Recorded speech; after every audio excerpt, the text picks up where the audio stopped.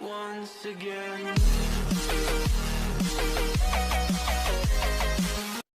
So we've just finished one DPF here on a vehicle, and we're going to do these in separate videos, so you'll probably see this in our second video. In our previous video we're going to do this extra that we've just finished, and now we're going to another vehicle. It's going to be another DPF, so I think we'll make our way here and we'll continue the video once we get there. See you once we're there. We've just finished this Nissan X-Trail DPF, and our next vehicle we'll be going to here is in a place called Great Barford, Bedfordshire, and we'll be making our way there now. And here we are, Range Rover Vogue. It's a 4.4 V8 diesel, and it's got a DPF problem, and we're going to get that sorted out right here now. So we've already just put a jack under it, and it's got the suspension in the highest mode. The customer's fuel light was on, so we've had to top it up with some fuel, because you need to make sure you've got enough fuel in to start this process. And here it is, 2016 Range Rover 4.4 V8 diesel. And we've got this management light on here, and restricted performance message comes up on here once you drive the vehicle. And it's got the DPF full fault, as long as a list of others all the way down here. Could be due to a faulty battery, so we're just going to raise everything before we start, and then we'll see what faults remain after we've finished. Inside our van here we've got our fluid dispenser that we're going to fill up, and we're going to use this VTEC DPF Professional Cleaning Fluid, 5 litres, and there's your part number for that if you're looking for it. And it's VTEC brand from GSF Car Parts or a Parts Alliance store. Just going to fill this up.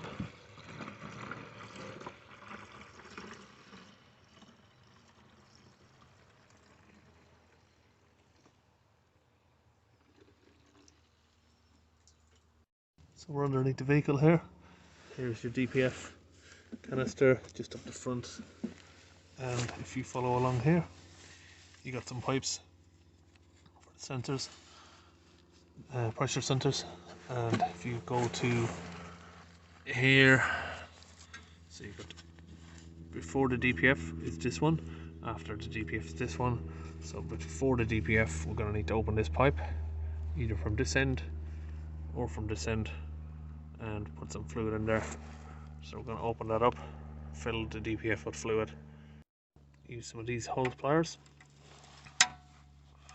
just to get them open. Just move that back a little bit. So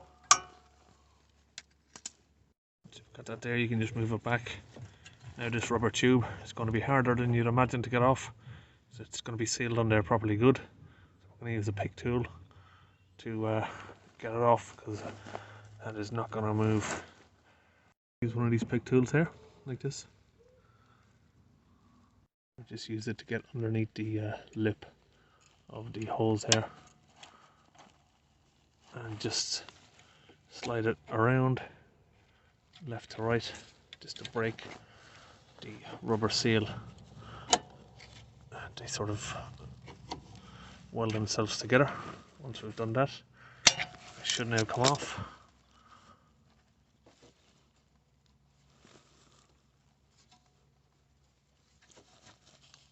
And we're left with that. We need to connect our holes from our bottle into this fixing, and into this metal pipe here. Just push that together. Make sure it's pushed in nice and tight so we don't get any leakage, or as less leakage as possible.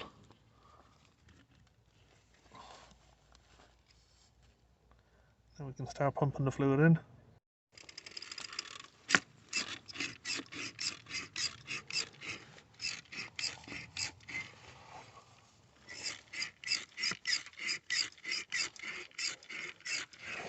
and we'll just finish doing all of this, and we'll fill our pump back up again and do this twice. We'll repeat this process again and refill this bottle in here. Now that's all done, we can just get this pipe back together.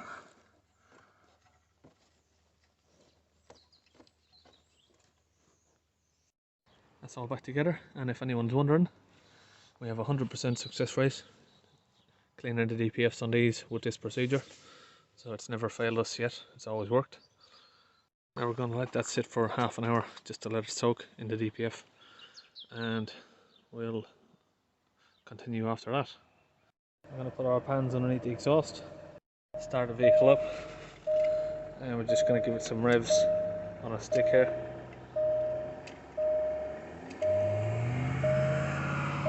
Just leave that there for a couple of minutes. While that's accelerating, we've just filling this up with some Revive turbo cleaner, and we're going to run that through the intake system as well.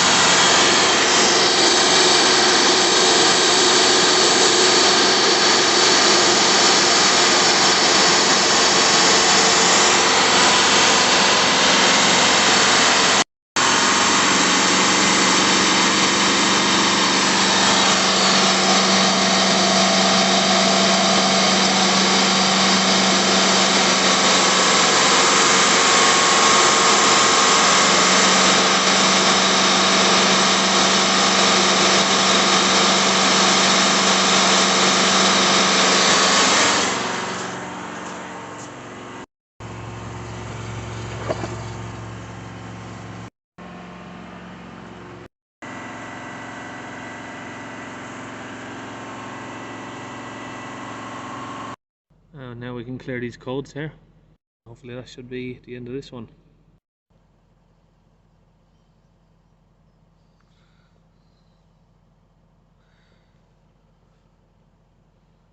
Got no faults there. Now we'll just close these doors and bonnets and take it for a test drive. Okay, on this one, unfortunately we've taken it for a test drive. DPF has cleared, but we're left with two faults, which is the turbo boost control solenoid and the position sensor stuck high, so that's going to need to be sorted out in a separate time. So that's all on this one, and we'll see you at our next car in our next video.